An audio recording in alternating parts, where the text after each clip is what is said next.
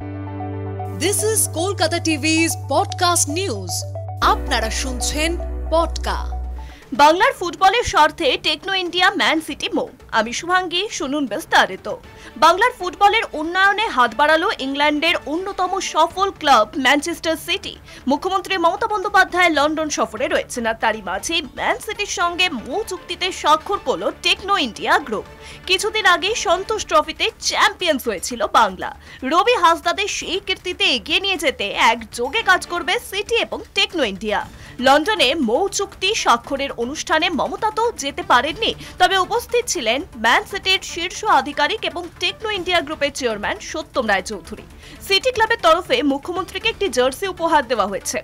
কলকাতার techno India গ্রুপের সঙ্গে একটি ফুটবল স্কুল খোলার কথা রয়েছে এলিং হল্যান্ড ফিল ফোডেনদের ক্লাবের। ভারতের এই প্রথম এমন ফুটবল স্কুলে থাকবে অত্যাধুনিক প্রশিক্ষণরত ব্যবস্থা। সারা দেশ থেকে ফুটবল খেলায় উৎসাহী শিশু কিশোররা এখানে যোগ দিতে পারবেন।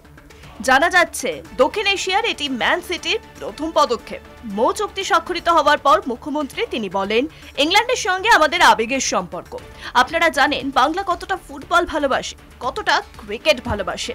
বাংলার 3টি ক্লাব ভীষণ গুরুত্বপূর্ণ, ইস্ট বেঙ্গল, মোহনবাগান এবং মোহামেডান।